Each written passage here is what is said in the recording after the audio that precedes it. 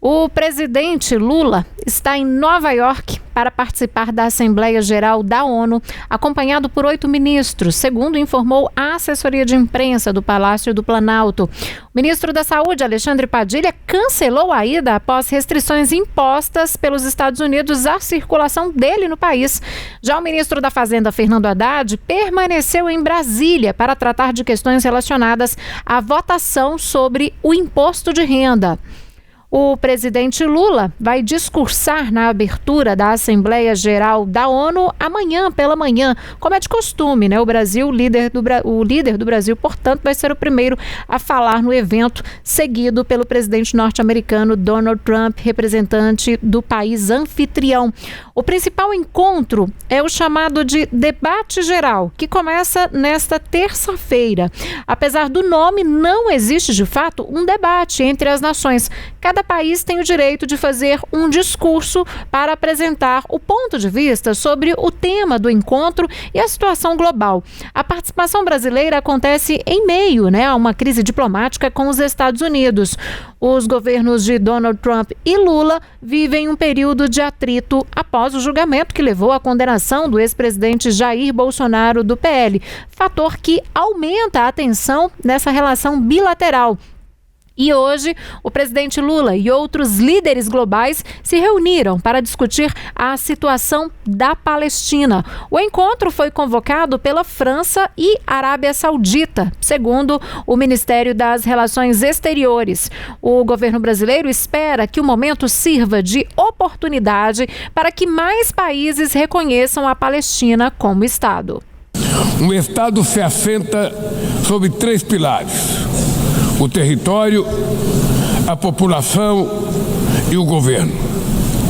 Todos têm sido sistematicamente solapados no caso do palestino. Como falar em território diante de uma ocupação ilegal que cresce a cada novo assentamento? Como manter uma população diante da limpeza étnica a que assistimos em tempo real? E como construir um governo sem empoderar a autoridade palestina? Como apontou a Comissão de Inquérito sobre os Territórios Palestinos Ocupados, não há palavra mais apropriada para descrever o que está ocorrendo em Gaza do que genocídio. O presidente Lula também falou que o povo de Gaza está sofrendo uma tentativa de aniquilamento. O que está acontecendo em Gaza não é só o extermínio do povo palestino, mas uma tentativa de aniquilamento de seu sonho de nação. Tanto Israel quanto a Palestina têm o direito de existir. Trabalhar para efetivar o Estado palestino é corrigir uma assimetria que compromete o diálogo e obstrui a paz. Saudamos os países que reconheceram a Palestina, como o Brasil fez em 2010. Já somos a imensa maioria dos 193 membros da ONU. O Brasil se compromete a reforçar o controle sobre importações de assentamentos ilegais na Cisjordânia e manter suspensas as exportações de material de defesa, inclusive de uso dual, que possam ser usados em crimes contra a humanidade e genocídio. Diante da omissão do Conselho de Segurança, a Assembleia Geral precisa exercer sua responsabilidade. Apoiamos a criação de um órgão inspirado no Comitê Especial contra o Apartheid, que teve um papel central no fim do regime de segregação racial sul-africano. Assegurar o diálogo de autodeterminação da Palestina é um ato de justiça e um passo essencial para restituir a força do multilateralismo e recobrar nosso sentido coletivo de humanidade. Muito obrigado.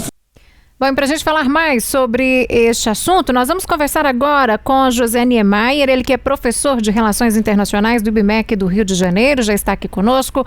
Professor, boa noite, seja bem-vindo aqui ao Tempo News. Muito obrigado pelo convite e um abraço ao assinante do Tempo.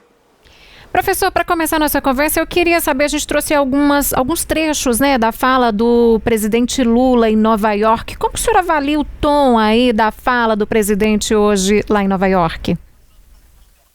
Uma fala institucional, mais dura, né, que vai incomodar muito o governo de Netanyahu, deve também ir contra as diretrizes da Casa Branca no governo Trump com relação a você criar um Estado palestino. Eu tenho a impressão que o presidente Trump não apoia esta ideia, isso vai ser mencionado nos próximos dias.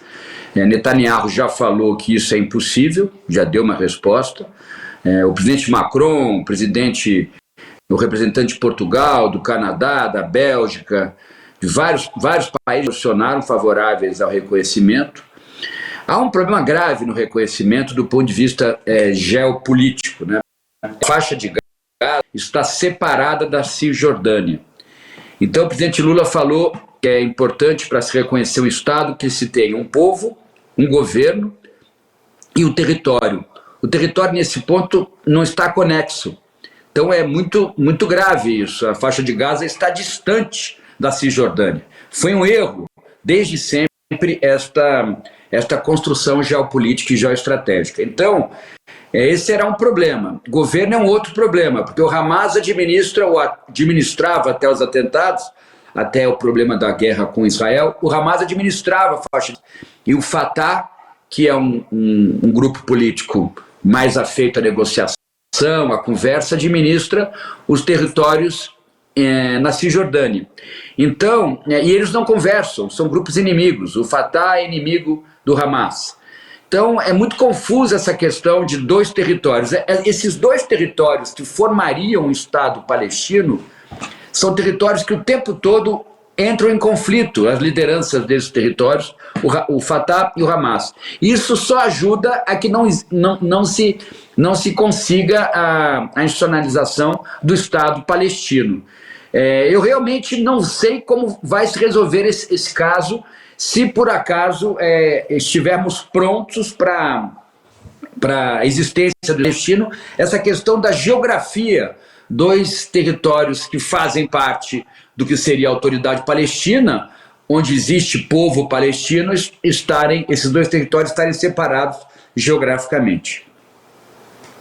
Olá, boa noite, professor. Eu queria falar um pouco sobre a expectativa para o discurso na Assembleia Geral da ONU. Amanhã a gente deve ter logo o presidente Lula na abertura, em seguida o presidente dos Estados Unidos, Donald Trump. A gente tem, claro, uma expectativa de que o presidente brasileiro aborde essa questão do conflito militar que o senhor acabou de falar, mas também outros assuntos como soberania, esse impasse comercial com os Estados Unidos, né? O presidente Lula tem criticado abertamente em espaços de difusão global até essas sanções comerciais unilaterais. A gente tem essa expectativa, então, na avaliação do senhor, é um espaço adequado para que esses assuntos sejam tratados?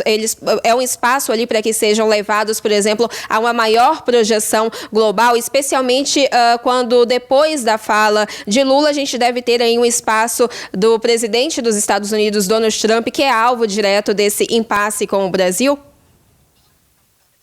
Olha, excelente questão. Eu não conheço o prédio das Nações Unidas, mas eu imagino que para você entrar no plenário há um corredor que sai de uma sala. Nesta sala o presidente Lula vai ficar até fazer a inauguração dos debates, fazendo o discurso inicial. Quando ele sair pelo corredor e voltar para essa sala, o presidente Trump deve estar ali, porque o presidente Trump costuma falar. Eles vão se encontrar. Eu imagino que o presidente Trump vai cumprimentá-lo, ele vai cumprimentar o presidente Trump, mas não vão conseguir conversar sobre nenhum tema. Nem o Trump quer conversar com o governo brasileiro, me parece, né? Ele está com uma postura muito radical, dura, com relação ao governo do presidente Luiz Inácio Lula da Silva. Mas você tem razão, as Nações Unidas seria um contexto ideal, principalmente sobre um termo que você usou, que é o termo de soberania. Porque hoje, se nós formos analisar a guerra na Ucrânia, as ameaças que a China faz a Taiwan, que é considerado por alguns países independentes, que é independente, mas a China não considera uma província independente, um país independente, considera fazendo parte da China. A maneira que os Estados Unidos estão tratando embarcações venezuelanas, que sejam águas internacionais, mas muito próximo das águas venezuelanas, do mar territorial venezuelano. Se nós formos analisar as questões no Oriente Médio, que Israel, o tempo todo, para poder manter sua posição de hegemonia, ele entra em território palestino, por exemplo, a partir da estratégia dos colonos. Então, o tempo todo, fora outros conflitos localizados no sistema internacional, o tempo todo, e muito neste século XXI, o conceito de soberania está sendo adjetivado. As potências centrais estão querendo adjetivar, parece, esse conceito, e isso é muito grave. E as Nações Unidas seria o local ideal para se discutir sobre soberania, e que soberania não pode ser adjetivada, ela é um conceito absoluto. Um país é soberano e ponto final. Um país líder ou uma grande potência não pode definir limitações ou mudanças alternativas com relação ao conceito de soberania de um país. Agora, professor, o Brasil historicamente abre aí os debates na Assembleia Geral da ONU, né? Qual que é o peso simbólico e também diplomático dessa tradição no cenário global atual? Eu acho muito importante, principalmente por aquilo que eu venho discutindo há anos lá no IBMEC, nas minhas palestras, nas minhas falas, que é o seguinte: você tem o Brasil representa no sistema internacional um país que quer a cooperação, que quer a estabilidade do sistema, é um país que quer participar com exportação de alimentos, com exportação de energia, com exportação de cultura, ao mesmo tempo é um país que recebe o imigrante, recebe o diferente, é uma sociedade acolhedora, nós estamos no centro de ruptura, então o Brasil, na minha visão, está muito bem localizado do ponto de vista geoestratégico. E então, além disso, o Brasil poder fazer o discurso inaugural da sessão das Nações Unidas sempre, mostra uma honraria que o Brasil desde sempre executa de maneira muito, muito competente, sempre buscando aquilo que o Brasil defende com a sua Constituição. O Brasil sempre defende a harmonia, a paz entre os povos, a não ingerência em assuntos de outros países. Tem uma agenda diplomática do ponto de vista político e institucional muito adequada ao mundo que precisa de cooperação. Infelizmente é um mundo que caminha mais para um contexto de conflito. Bom, e o professor José Niemeyer segue conosco, porque a gente vai falar um pouco agora sobre a questão da Palestina, da Cisjordânia. O primeiro-ministro britânico anunciou o reconhecimento do Reino Unido de um Estado palestino em uma declaração nesse domingo. Na sequência, Canadá, Austrália e Portugal se somaram à decisão. A expectativa é que outros países, incluindo a França, façam o mesmo nesta semana durante a Assembleia Geral da ONU em Nova York. Inclusive, a França, agora há pouco, anunciou este reconhecimento também. O premier do Reino Unido publicou um vídeo nas redes sociais e afirmou que, abre aspas, perante o horror crescente no Médio Oriente, estamos agindo para manter viva a possibilidade de paz e de uma solução de 2 estados, fecha aspas. Te convido a acompanhar comigo um trecho do que ele disse. I set out in July the terms upon which we would act in line with our manifesto. Eu estabeleci em julho os termos sobre os quais agiríamos em conformidade com o nosso manifesto para reconhecer a soberania palestina. Este momento chegou. Portanto, hoje, para reviver a esperança de paz e uma solução de 2 estados, afirmo claramente como primeiro-ministro deste grande país que o Reino Unido reconhece formalmente o Estado da Palestina. As Prime Minister of this great country, that the United Kingdom formally recognizes the State of Palestine. Reconhecemos o Estado de Israel há mais de 75 anos como uma pátria para o povo judeu. Hoje juntamos-nos a mais de 150 países que também reconhecem o Estado palestino. Today we join over 150 countries who recognize a Palestinian state also. A decisão do reconhecimento atraiu duras críticas do governo israelense, das famílias dos reféns mantidos em Gaza e de alguns conservadores. Em resposta, ainda nesse domingo, o primeiro-ministro israelense Benjamin Netanyahu disse que um Estado palestino não vai acontecer, afirmando ter uma mensagem clara para os líderes que declararam o reconhecimento. Ele acrescentou, abre aspas, vocês estão dando uma recompensa enorme aos ao terrorismo, fecha aspas. Tanto o governo israelense quanto o americano afirmam que o reconhecimento é um presente diplomático para o Hamas após o ataque ao sul de Israel em 7 de outubro de 2023, no qual 1.200 pessoas foram mortas e 251 foram feitas reféns. O primeiro-ministro britânico insistiu que a decisão não é uma recompensa para o Hamas, pois significa que o Hamas não pode ter futuro algum, nenhum papel no governo e nenhum papel também na segurança.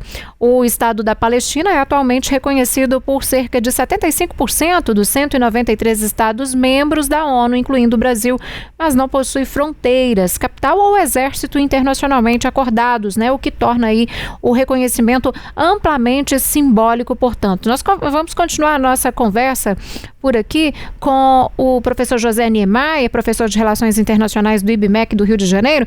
Professor, eu queria entender um pouco mais do senhor. Qual que é o impacto dessa decisão? Ontem nós divulgamos essa informação, Reino Unido, Canadá, Austrália, Portugal, e agora há pouco veio a informação também da França, né? Dessas nações reconhecerem oficialmente o Estado palestino nesse momento. É importante, porque são dois países do Conselho de Segurança das Nações Unidas, né? Tanto Inglaterra como França. Então, é um impacto grande, mas, volto a dizer, além do empecilho que Trump sempre vai colocar, no caso da administração Trump, com relação ao reconhecimento do Estado palestino, o governo de Israel também não considera algo possível, principalmente porque se utiliza do argumento que realmente é um argumento muito forte, que foi o atentado de 7 de outubro contra o povo judaico, né? Realmente foi algo inesperado, de muita violência por parte do Hamas. É claro que num novo governo, num novo Estado palestino sob o governo da autoridade palestina, eu imagino que o Hamas não teria nenhum papel relevante, seria mais o Fatah, que é outro agrupamento que já governa regiões da Cisjordânia. E tem a questão que eu falei aqui no início da nossa conversa, infelizmente há um problema geográfico e geopolítico. A faixa de Gaza está longe da Cisjordânia, seriam as duas regiões que abrigam povo palestino, e elas estão distantes. Eu não sei como resolver essa questão. Não são países contínuos, não são territórios contínuos. Agora, esse reconhecimento, embora seja simbólico, pode influenciar nas negociações de paz ou agravar ainda mais a tensão no país? Eu acho que a partir do que o primeiro-ministro Netanyahu está dizendo, esta diretriz agora nas Nações Unidas, por parte de alguns países com relação ao reconhecimento, pode agravar sim a maneira com que o governo de Israel observa o contexto, principalmente na faixa de Gaza, e principalmente com relação à eliminação do Hamas e a tentativa de retomar os israelenses que estão sequestrados pelo Hamas. Agora, a gente até colocou um trecho, né, da fala do governo israelense que classificou o reconhecimento como uma recompensa ao terrorismo, né? Como que a gente pode interpretar essa reação, professor? Realmente, o atentado 7 de outubro de 2023, eu estive em Israel em fevereiro e eu percebo que a sociedade israelense, grande parte, inclusive, não apoia o governo de Netanyahu, mas toda a sociedade israelense e todo o povo judeu espalhado pelo sistema internacional tem a certeza que foi um ato terrorista inimaginável, de uma violência inimaginável, e é um path dependence, que a gente chama em ciência política, é uma mudança na trajetória para que Israel possa um dia reconhecer o Estado palestino. Talvez um outro governo, um outro primeiro-ministro, um outro grupo formando a coalizão de governo Israel pudesse conversar sobre talvez um grupo mais liberal, mais progressista, pudesse conversar sobre a existência do Estado palestino, mas me parece difícil a partir deste argumento do que foram os atentados de 7 de outubro de 2023. Realmente isso pegou muito fundo na sociedade israelense e me parece que será algo que por muito tempo vai impossibilitar que Israel aceite a existência de um Estado palestino, até porque, por enquanto, mesmo que desmantelado, lideranças do Hamas ainda existem e vivem em Gaza, estão sob proteção de alguma maneira ali no território de Gaza. Então isso tudo é muito complexo, né? Acho que essa discussão nas Nações Unidas é importante para o sistema internacional, para tentar resolver, diminuir a violência existente no Oriente Médio entre israelenses e palestinos, mas ela esbarra nessa questão da violência que foram os atentados de 7 de outubro de 2023, e como isso faz com que, me parece, qualquer governo de Israel que venha a estar no poder vai sempre usar isso como argumento para não aceitar a existência de um Estado palestino. Professor, para encerrar nossa conversa hoje aqui no Tempo News, diante dessa escalada aí no Oriente Médio, também das divisões nas respostas ocidentais, que papel o Brasil pode exercer na busca por soluções diplomáticas nesse momento? A diplomacia do Brasil é muito competente, sempre foi, desde o início da formação do Estado brasileiro. A diplomacia do Brasil é muito competente, muito bem treinada, né? O Brasil é um país, como eu falei, que observa o sistema internacional a partir da cooperação, da estabilidade, da construção da paz, da tolerância entre os povos. Isso está dito e todos os diplomatas brasileiros acreditam nisso, que o comércio é para construir pontes, que a cooperação econômica internacional é para beneficiar todos os países envolvidos. O Brasil não tem um olhar, vamos dizer, usar um termo popular, egoísta com relação ao sistema internacional. O Brasil tem um olhar cooperativo com relação ao sistema internacional. Então, o Brasil sempre tem esse papel, um papel de um país que quer fornecer alimentos, energia, alternativas econômicas, quer receber o diferente, quer receber o imigrante, como fez com vários imigrantes que vieram de processos de imigração forçada. Então, o Brasil é um país importante, é a 7ª, 8ª economia do mundo, então é um país importante para ser na Assembleia das Nações Unidas, e a diplomacia brasileira, que conversa muito bem com todos os diplomatas, mesmo com diplomatas de governos que no momento possam ter alguma rusga com o Brasil, mesmo assim, com esses diplomatas, a diplomacia brasileira sempre consegue uma reunião de alto nível. Então, espero que o Brasil possa cooperar para que nós tenhamos um sistema internacional trópico, menos voltado ao conflito neste início do século XXI, e que nós possamos olhar para o médio prazo com um olhar um pouco mais otimista. Tá certo. José Niemeyer, professor de Relações Internacionais, muito obrigada mais uma vez por estar conosco aqui no Tempo News. Uma ótima noite e até uma próxima oportunidade. Eu que agradeço o convite, estou à disposição. Um abraço a todos os assinantes.